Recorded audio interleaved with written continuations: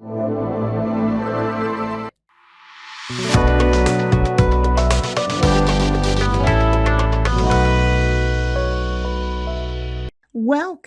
to Difficult Conversation Africa broadcast, a pioneering platform which attempts to raise, discuss issues many are afraid to face. I present to you the host, Yinka Olaito, a media communications development expert, author with about 2 decades experience in Africa and in the United States. Hello and welcome to Difficult Conversation African Podcast. My name is Yinka Olaito, a platform where we raise questions that many are afraid to raise. In this episode, we'll be looking at women's role in national transformation and development. As usual, I would like to give us the context, the background of this topic before I introduce my guest. All right, according to World Bank, development is an ongoing topic and it is a multifaceted concept which segregates countries into categories such as developed, less developed, and underdeveloped. This classification is based on their advancement across numerous sectors, including economics, politics, culture, and society. Globally, women's contribution to national transformation and national development have been proven invaluable. Professional and career women who are leading the stage have been seen to push for greater development than some of their male counterparts. Women are very crucial to development. Their invaluable contribution, acting as caregiver, educator, entrepreneur, and leaders, contributing significantly to economic growth, social progress, and community well-being. Their empowerment is a key indicator of a nation's progress, and their active participation in all spheres of life is essential for sustainable and inclusive development across the platform. While the world seems to be moving forward, some nations are still struggling to appreciate the value women bring to the table. In this episode, the focus will center on proper delineation of these roles, challenges, and opportunity to do more. Today, my guest is a woman, a seasoned journalist, author, and media pioneer, Lady Ejiro Omokoro. Is a multi-award-winning investigative journalist, policy advocate, media trainer, author of the bestseller Distortion, recognized by Police Center USA, nominated for the ICJF Award. She's a recipient of prestigious U.S. Agency for Global Media Change Maker Award with a career spanning over a decade. Lady E, as she is fondly called, has consistently demonstrated her commitments to promoting book, reading, culture, and other Nigerian narrative. She is the founder and president of Literary Books and Literary Society, as well as the executive director of Literary Media. Let's welcome Lady Ejiro Mokoro. It's a pleasure to be here with you, Yinka Olaito. Thank you for coming, and we've been having this conversation for some time. I'm glad that we are able to make it true. So let's dive straight to the conversation. Mm-hmm. Many national development failure to progress toward development is primarily linked to the issue of women empowerment, as well as every other indices can be unstable without women empowerment. Do you agree with this? The world we live in is made up of two sets of population, Okay. the male, the female. Okay. And in every of this population, often you will see that the women numbers are often they're higher That's compared true. to men. That's true. And that's nature at play, naturally. So that tells us something, that if you're going to have a society that is going to thrive, then one side cannot be more advantageous than the Than other. the other.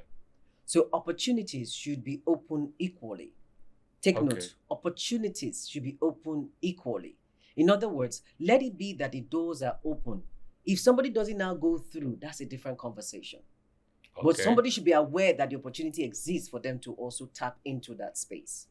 When we're talking about transformation, we're talking about development, we're talking about civilization, we're talking Right. about advancement economically, Yeah. even the nature of our climate, the environment we live in, Yeah. the standard of living itself. And then you talk about the social dynamics, the social norms, the belief system, the value system that we have, the ideologies that drive us. right? Okay. All of these things are important. Our cultural nuances, not to talk about our traditional belief system as well. Okay. Religious mentality, the driving mindset behind all of these philosophies, they are very important in determining how far people will progress. For Okay. example, if you come from a society, religiously speaking, that tells you that a woman does not have a voice, Okay. the moment you tell a woman she does not have a voice in one place, chances are that that will be replicated In many other places. in many other places. That is the ripple effect.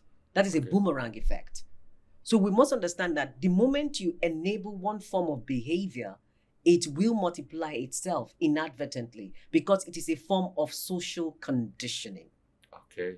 So when you tell a woman in a religious space that you cannot speak, you have socially conditioned her to accept that she is of a lower status.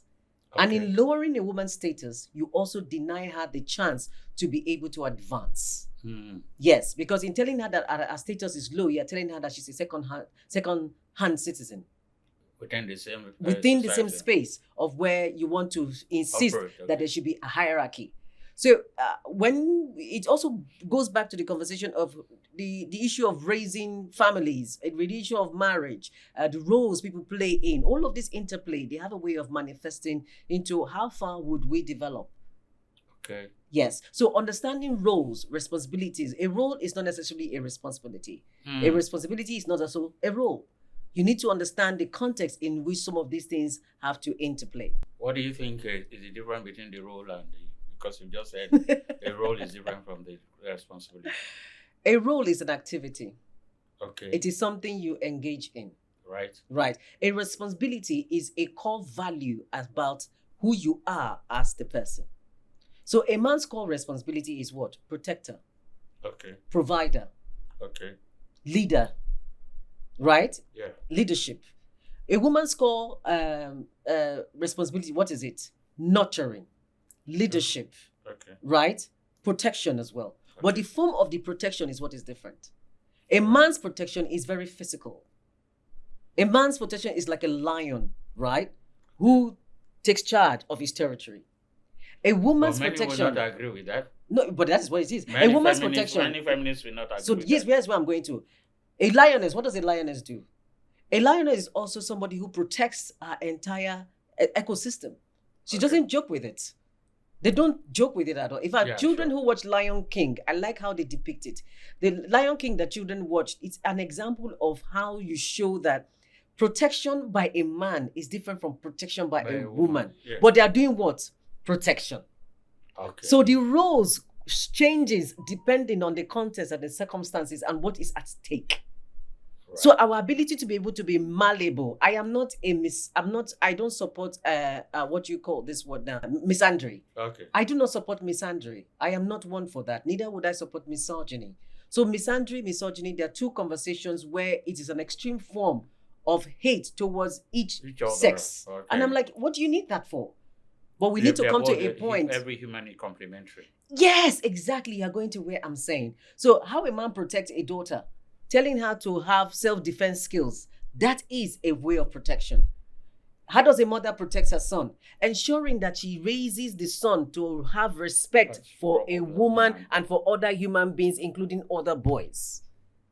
So we need to understand that there is no fight here. There are no gender wars. I've always said that. It is what we create to enable we drama. are saying that if we society do not pay attention to women empowerment, the society is not actually doing itself any good. To a very large extent, but I would say this. I think we have learned within the last 25 years that why the Beijing conference is about 35 years old now, thereabout. We want to get to a point where we understand that it is true there was a lot of gap for many years. I mean, back in the 1900s, women were not allowed to vote. And European women back then, championed its cause. And all over the world now, we're all realizing that that's what we're talking about, opportunities. Yeah. The right to vote is an inherent right to have your say, to show that you're a decision maker. Because a woman is also a decision maker.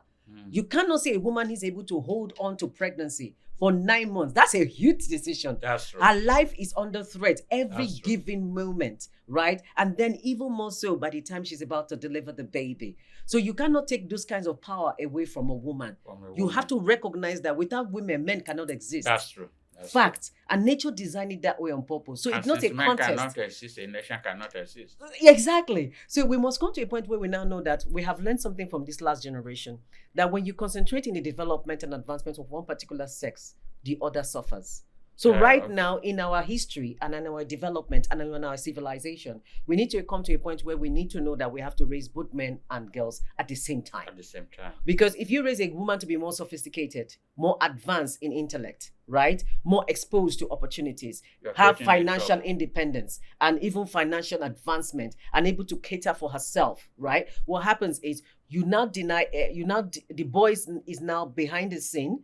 And then the woman will not need a companion, a partner, right? And then she marries somebody who is not at par with that. People will call that an even yoke. You're creating more problem. So for me, my conversation is we need to now look at a situation where if we want our civilization to be more advanced, to be more inclusive, to be more productive, to be one that inspires. Should be critical to it. Women empowerment is critical, and balancing it out with also the development of men, so that at the end of the day, we have less of this quarrel and drama and fight between the two sexes. I understand that. I'm happy that there's an ongoing quarrel, even though it's not silent. Necessary. Really. But you as a lady, a professional with track record, yes. What have been your guiding principle, and how are you and other women bringing innovative solutions to your industry and national development at large? Know who you are. Know your path. Accept it completely. It is not in question. It is not in contest. You should not be in competition with anybody else. Except you. In fact, as a matter of fact, I say embrace you. It's not a case of competing with yourself. It's about embracing you. There is no competition anywhere else. Except the one which we want to create for the sake of creating it for what end, you ask. But you find people competing with one another. No, competition is allowed. But the question is, are you competing? These are different conversations. Okay. So what is competition? You are gifted, for example. One area, and I'm gifted, you are gifted. So complementary. Good. And benchmarking and learning from each other. So we need to know where our benchmarks are. Do you get what I mean? Okay. So I may be a fantastic orator, and you may just be a fantastic writer. That's true. It doesn't mean you are lesser compared to me. To you. It's just your strength. That's true. But it doesn't mean too that I cannot develop my own area of, some people say it's weakness. But it's not expertise. May be different. Exactly. Just know your market space and what your market needs. And be willing to learn and unlearn and absorb from others as well. That's why innovation is key here. Innovation is about looking at something in a different way to create a new set of solution to an already existing problem. So, or for you as an individual, what kind of innovation are you bringing to the profession, the industry? I know that you have a book and all that. You're involved in too many things, training, capacity development, consulting, literary, and whatever. Are these some of your innovative way of bringing development to the nation and to the industry? I think it's my own way of expressing my innate way of innovating myself. Some persons are very gifted in many things, but our society tends to make you believe that you don't have to express all your gifts. Yes. And then, the way academics run. They want you to focus. Yeah, they want you to focus. There's nothing wrong with specialization. I am not against specialization. But you see, some of us, the way our brain is wired, that's why I say you have to know who you are. Go with who you are. Know it. And that's what I normally do. I write a journal of accepting and embracing myself. I have a quirkiness. I have a weirdness. I have a way that I operate. It took me a while to understand that the way my brain processes things is not actually the way other people processes. So I had to also accept that there is a way it seems to it has its own craze, as it were. So I had to come to understanding the craze. Yes, exactly. Really I had to come to accept that it exists, but I can manage it. But how do I make sure that I'm not micromanaging it? I'm letting it to be free. So innovation can come in the various forms, from either the tools you use for your work. What kind of tools are you embracing? Are you also digitally inclined? Because now we're in a digital era, but we're also in a knowledge era. The knowledge era where it has to do with, which is not a leverager for everybody. And that's why the men are finding it pretty difficult, because right now in the industry, whether it's in STEM, in engineering, that is STEM, of course, science, technology, engineering, and mathematics, you're seeing women navigating to that space because the digital space has allowed more for people to thrive. So that balancing act is very important. And I would say that another thing I do is I look at other women doing remarkable work. And I say, okay, what aspect of this thing they do in terms of the innovation can I imbibe into mine? Can I adopt into my space and see what I can do with it? Because why not trying to be them? I don't need to be them. You don't need to be nobody else but you. You're authentic, original, and sufficient enough. You're complete. Accepting that is very important. But learning from others too is not a bad idea. But don't learn with the view that you want to be somebody who you are not. You're not, exactly. Nor do you envy them. You admire so that you can also increase your vibration of what you know would work for you and be in a place that you actually spread out your wings. Yeah, thank you for that. Knowing who you are and working within this space. The other question is, many challenges continue to be facing women trying to make meaningful contribution to national transformation and development. Some of these include gender inequality, gender pay gap, access to resources, especially finance. What has been your experience, and what will be your thoughts for other women? Oh, that's a very tough one. I know you are a media entrepreneur. That's a tough one because, for many years, the finance has always been the domain of men. They've controlled it. So, I mean, it's only a normal thing that when new markets now try to emerge and want to enter an existing market, of course, they will fight you back. But we're getting to a point where we discover that having proper policies that drive these kinds of conversation is helpful. It's important. So, back in the day, if you remember the history of slavery in America, persons who were brought from Africa, right, and then occupy these spaces were deliberately denied. That's true. So what we're saying is that policy can change all of that. When you now say, okay, loan should be for everybody, there should be no biases, there should be no misogyny, and things like that in our practices. Women should have access to it, but also knowing how those loans, for example, operate is also key. Being part of cooperatives that gives you funding is also key. Knowing how to tap into grants is also key. Learning how to pitch so that you can get the support that you need when necessary is also key. So at the end of the day, women even have more advantage now in the knowledge era, this digital era that we found ourselves, because it's about going online, finding what do they want. It's easy to know who can give you the support you seek, but how much of them do you know? And how do you approach them? Listening to you, what has worked for you? So that's why I'm speaking from that point, actually. Okay. That you have to look for what options will work for you. I am somebody who likes to engage, right? Okay. And I use my skill set to raise my own revenue. Okay. My skill set in trainings, in writing and conversion. So for example, like what I've just done with my book, Distortion, which is an investigative driven book, but focused on a new genre in Nigeria, which is a mental health true crime. Okay. I decided to own that particular genre. Okay. It is mine. Yeah. So sometimes you have to create what will work for you to get what you want.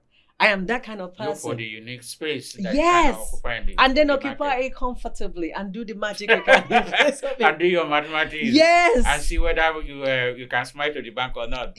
I mean, by all means, yes, by all means. And there are many ways to do it. Like I told you about the pitching, about grant opportunities, and getting involved with people, knowing how to negotiate. Negotiation skills are very important. People are not taught that. Even many men too do not know how to negotiation skills. So what we're saying is that going forward, whatever has worked for men for many years in all of these skills, right? Women should also embrace them. It is not it's not rocket science, as they say. Yes. Okay. Despite the challenges, women opportunity and forthrightness has continued to help them in increased participation, defending and advocating for human rights, community development activities, strengthening good governance. Mm-hmm. So, in all of this, what do you think that what role do you think women can play more? In which context now? Now, in the area of, we know that they have challenges, but they still have opportunities, and they can do it much, much better when they have the skill. So, in all of these areas, human rights, advocacy, like women rights, we are not where we used to be, but we are not where we should be. So, how can women use their voice more? in some of these areas? One of the things I notice is that women should speak more. Yeah. Yes, because when I mean speak more, I mean when media organizations reach out to you, you have social media platforms. Yeah. Right? You have opportunities to speak in gatherings. Okay. There are network of clubs that you belong to, association you belong to, or Okay. professional bodies you belong to. Okay. Wherever you find yourself, you must be vocal enough to have your voice heard.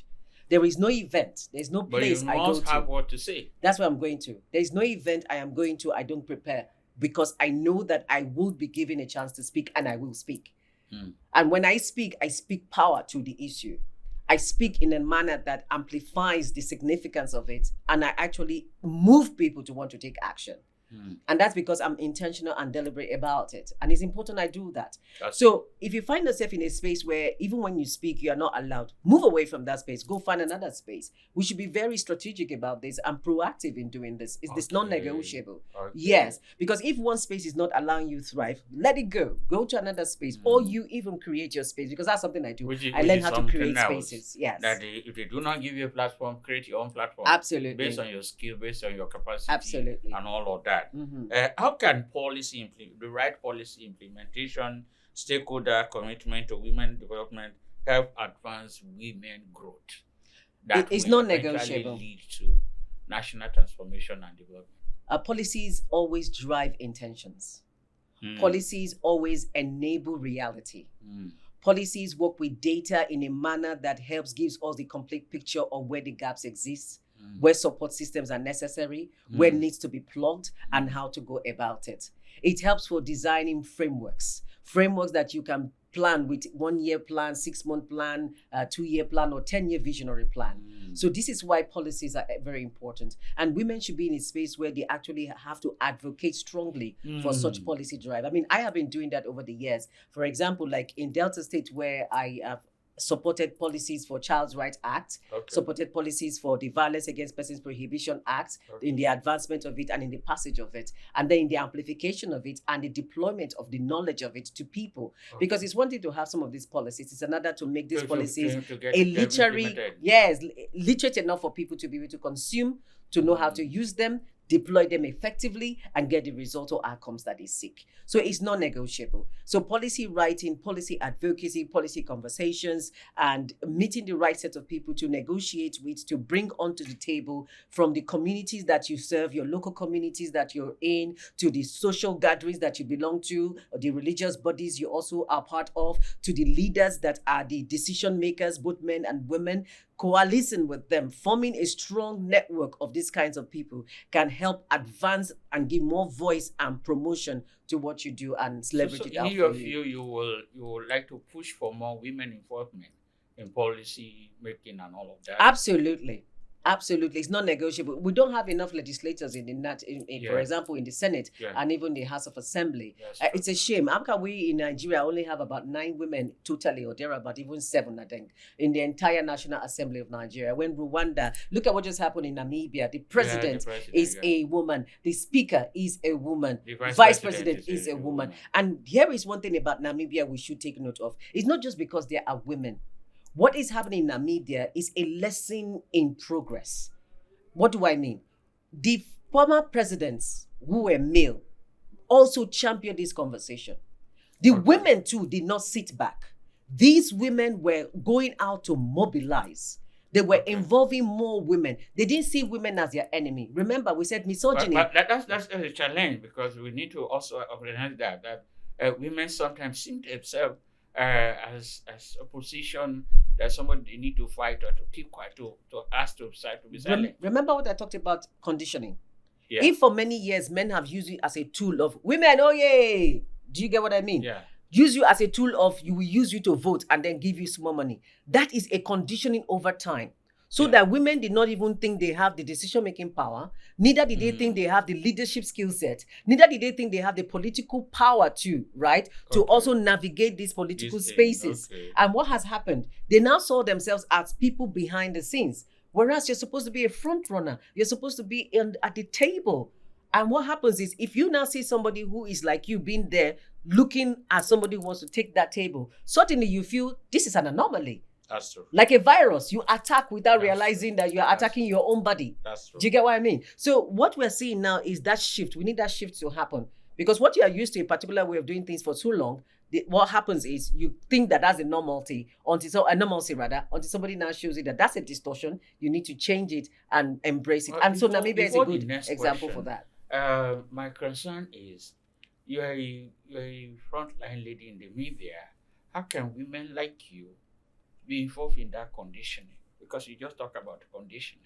I do that a lot in my trainings. I tell women, first, you need to take accountability of your life. Women are not often taught how to be accountable. That is the truth. And men in this era too, I've noticed that the nature that the way men were raised to be more accountable is no longer the way it used to be. So we have accountability issues. And accountability means that you look at yourself and you say, okay, I take responsibility for this. If something flops, don't keep looking for excuses to justify. Oh no, I'm sorry. This didn't go well. I think I did wrong here. I'm going to rectify it and I'm going to do the needful. You don't make excuses. You just take on that task and you get it done. We need to get to that point. Then another thing is that women also need to accept the fact that there is nothing like imposter syndrome. Somebody is trying to condition you to think you have an imposter syndrome.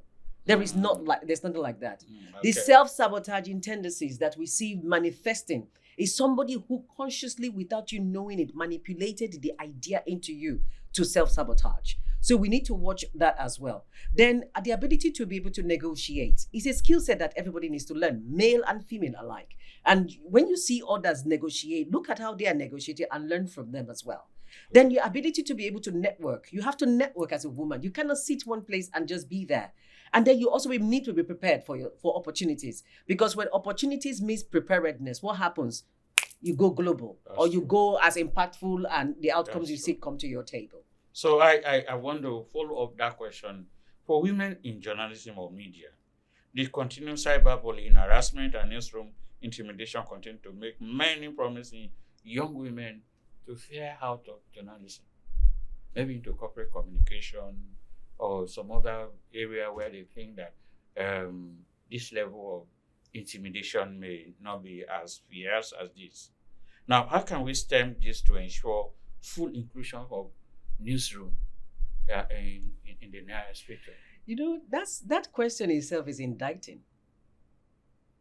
The fact that the media, who ought to know better, perpetuates that is an indictment. Okay. So that means it's But cyberbullying is not only within the media industry. It might be people from outside. But the other newsroom challenges is a different one. So you are speaking first to newsroom challenges. Challenges. Okay. But cyberbullying might not be basically newsroom challenge. Correct. So we need to ask ourselves, why is it that with all the knowledge we had, just before we came on board, I was talking about the significance of how the intelligentsia, right, are their own self-saboteurs. We don't sit down to fight a battle. Instead, we look for, I can't do this. And then we take out of Nigeria. We do Andrew checkout too. And yet we are begged Andrew no checkout too. So what we're having is a situation that, how can a media organization know the fact that gender policy means you are protecting both male and female in your organization? Why? That there are no sexual harassment or innuendos to that effect. That you do not commit human rights atrocities in your workplace. That you do not deny your staff payment of salaries. Because when you open that door, you have opened the door to corruption. That's true. Right. Then you are also saying that you have a right to proper pay. Yeah. This is different from lack of salary now. Proper pay. What about leave for women? How can you not allow a woman who's going to give birth to the next male or next female not have proper leave? How do you put them under such strenuous situations where they cannot thrive? How do you not create crutch for a woman in media, for example, in your organization? You know a woman is working. But you also know pregnancy is not that disability. No, but pregnancy is not a disability. Yes. Even disability. No, do you get where I'm going it's to? Not contagious. No, so let's not make it look as if it's something such a terrible thing that it is. To have. Yes. A woman who, I've seen women give birth to term, even while working. If a woman feels she can still work, right? Don't put her under pressure. If you know the pressure is too much, of course, you know you cannot allow a woman who is pregnant to go into the field. It is just not common sense. It's not respect for a human. You know she's having a role for a period of 9 months or maybe 2 years because of how it takes to recover and everything. So we should make allowance for that. If Nordic countries, your other European countries are seeing to it that, you have to consider women, give them 6 months leave. That tells you that that's a human work. It's an important work, bringing people to life. It's an important work. Is it not? All right, let's look at this other question. Women participation in politics is essential for development of democratic process. Women political participation also lead to policies that are more inclusive and address the need of entire population. But women representation in this space, you and I know what it look like. What can be done? I think we're a country where we speak with both sides of the mouth. But I don't think it's unique to us.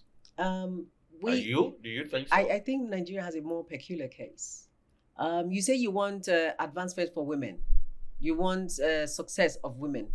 You want women to thrive. At the same time, you will not give them the very tool that will make them succeed, which is the political power, which is the decision-making table. You don't want them to be there. Because at the end of the day, everything is politics. So if we're saying that we want women to be in a political space where they are thriving, you've got to not condemn a woman who wants to now go political or take on a political responsibility. I see that a lot. And then you talked about the cyberbullying. You can see how a woman is advancing towards becoming relevant in politics. And you see the pull-down syndrome on social media. But it's not tech-facilitated bullying. There are some that are coming from the women themselves.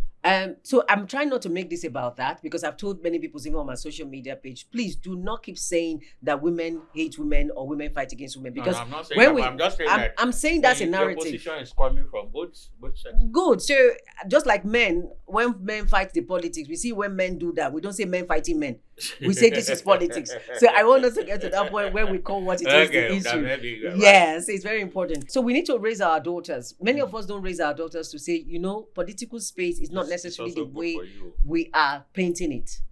Instead, we're supposed to tell people to understand that in the political space, this is what you're able to do. So that mentality needs to shift, as a matter of fact. And then we need to also allow women to know that there are leadership centers you can learn how to navigate in this space. And then I have seen how even in journalism, we see women in journalism who are exceptional in what they do. And they could actually do well in politics. But somehow it actually is the media that are be the first to actually pull down that woman who used to be in media and navigate into spaces of politics, for example. And they're not like, why is she leaving the media to go into politics? And the only question I ask is, what did you expect her to do differently?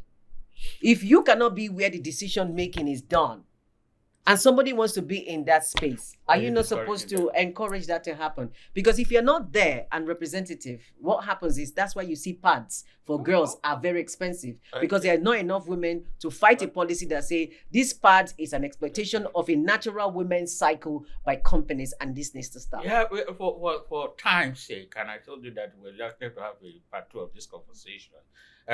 Just a quick one to this. Women empowerment is really, really important to the promotion of gender equity. Do you see enough commitment in this area at present? We're getting there.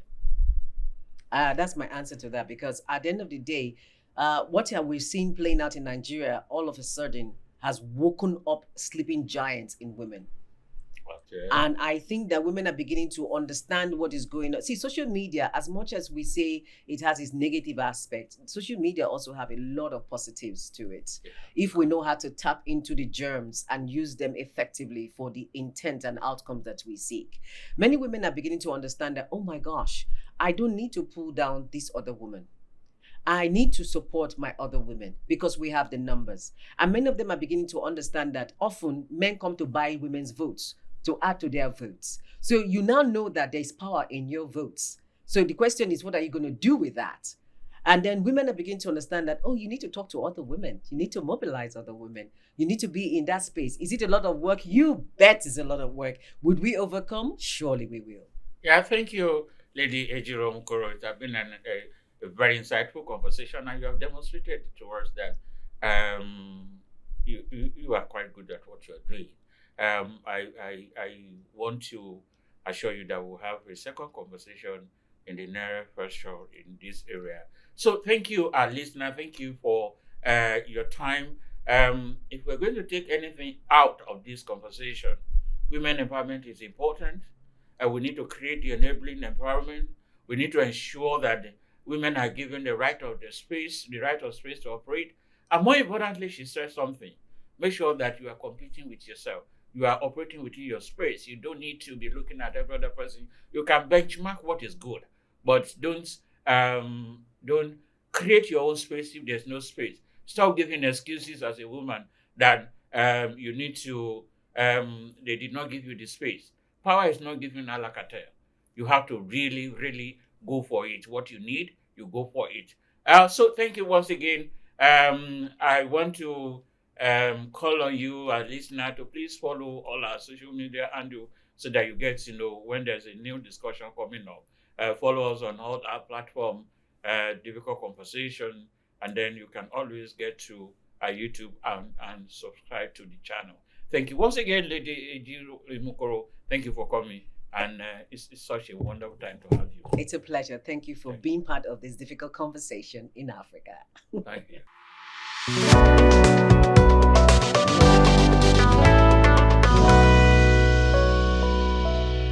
Thank you for listening to this episode. For inquiry, please send an email to info@difficultconversationafrica.org.